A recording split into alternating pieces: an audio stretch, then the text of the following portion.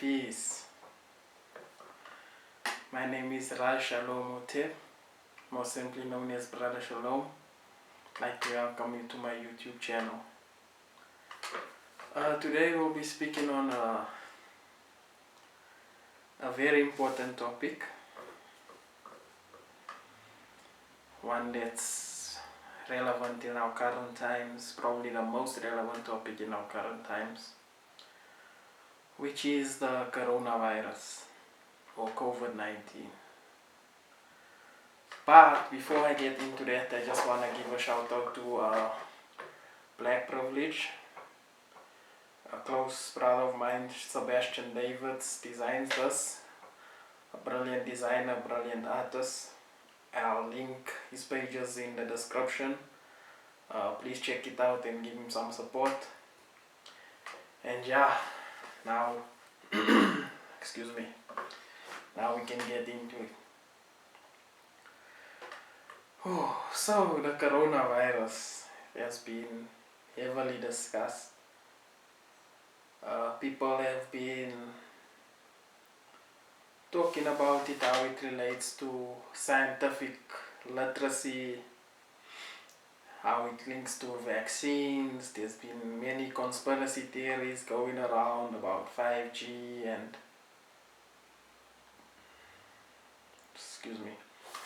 5G and all sorts of different perspectives and viewpoints on this topic.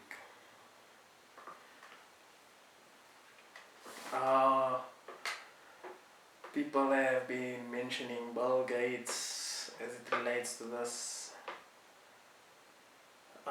People have been mentioning the New World Order and various different things about it. So what I'm going to focus on is more occult, metaphysical perspective and the global spell that's being cast. So let me just start by saying this. Some people have said that the coronavirus is fake, others have said numbers are inflated, others have said the disease is man-made, others have said it's natural, comes from bats. But all that's irrelevant when it comes to the ritual or the spell. And the spell attached to the coronavirus is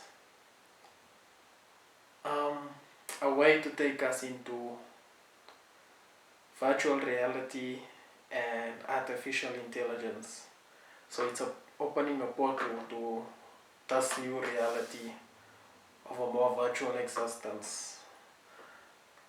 Furthering this agenda has been slowly coming in. We're already addicted to our phones. We're already always staring at the screen. If you're watching us, you're probably staring at the screen right now. So we all already know that the Matrix is real. We on the social network, different media platforms, whatever you prefer, Instagram, Facebook, Twitter, etc. And we're trapped in this already, but it's getting taken a step further now. So let's just look at what's happening with this coronavirus. The virtual reality agenda is going to be put into place by a global government. So if we look now, this is a spell. So what's the first thing we do? You sanitize your hands, wash your hands all the time, make sure your hands are clean. If you look at some cultures like Hinduism, Islam, certain sects of Judaism, even Christianity with baptism, there's certain rituals where you have to cleanse yourself. So if you look at money as a religion, or capitalism rather as a religion and money as the god, before we enter shops, now we have to wash our hands. We have to sanitize our hands before we enter the marketplace. That's the first part of the ritual. Then the next part is a fast. We all know people have been using fasting to get into certain mind states, to prepare for certain things spiritually. So they keep us all in the house. That's part of the fast. Keeping us distant from each other. I don't know how it is around the world, but in my country there's a ban on alcohol and cigarettes, which is also part of the fast. And then we go into what's the next level, the mask that covers your nose and your mouth.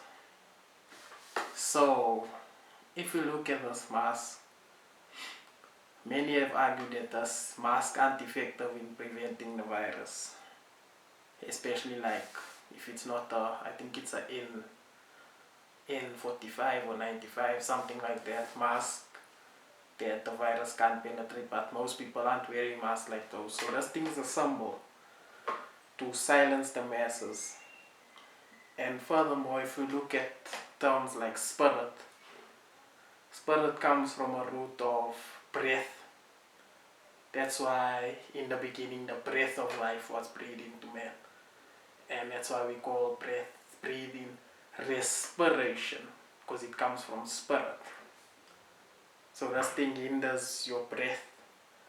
So it's cutting you off from a certain spirit. Then they want you to stay indoors, which is cutting you off from the natural world, taking you out of the sun, getting energy from the sun, getting energy from the natural world, and getting energy from other people that we interact with. They want you to be alone.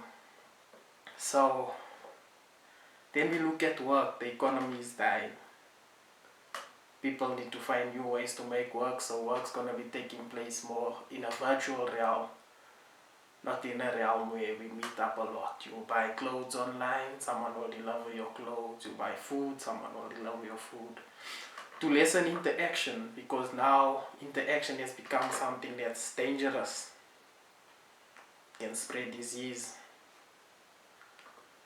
So, and that's the point of this ritual. This ritual is to take us into this virtual reality, AI society. And many conspiracy theorists have brought out population control through a vaccine. But the population control is going to come more through the technology.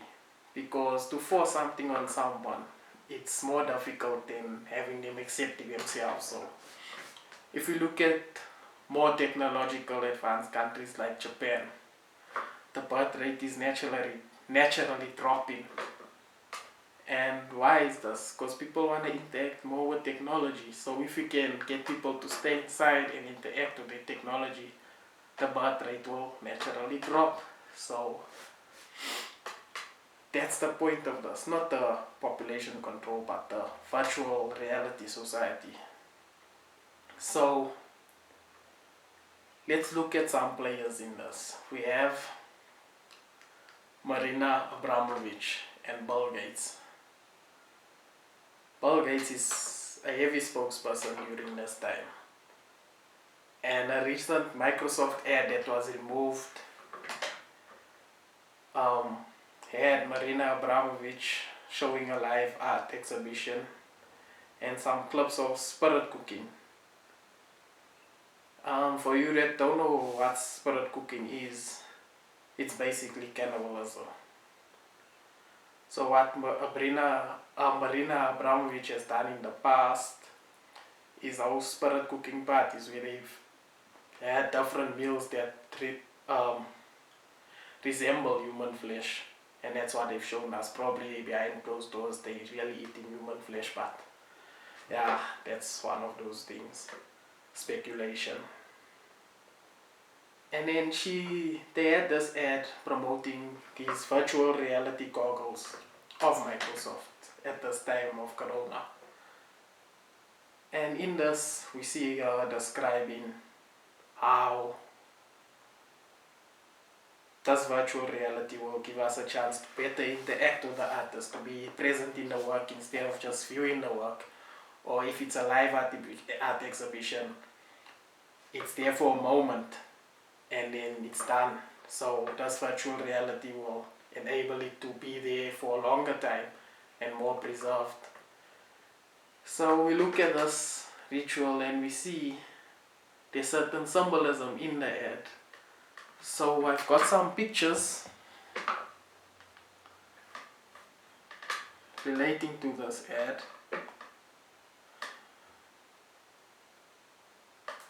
So that's Marina Abramovich with the goggles on, these virtual reality goggles.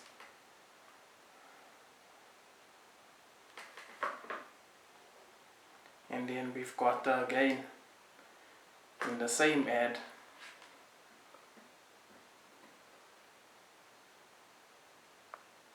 it's a bit unclear, but I'll describe it. It's in a dark room with a circle of light around us saying the life.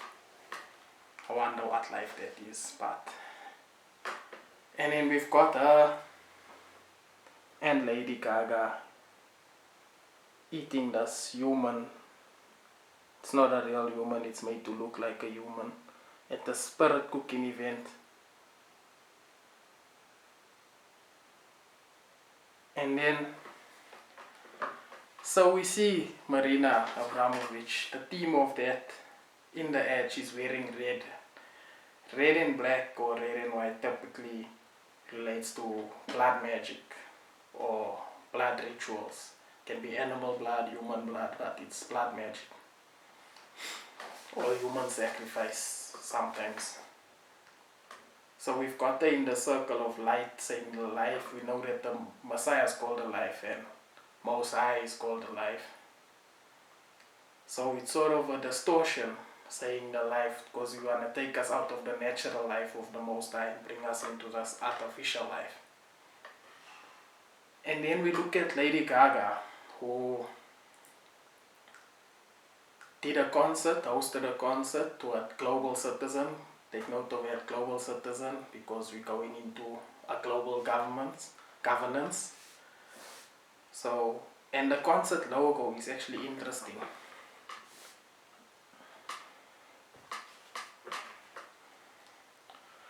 That's the logo. So we can see that the logo, it's red and black, red, black and white yet again, the blood ritual colors. It's meant to resemble the coronavirus, but we've got a circle, a magic circle of blood and humans.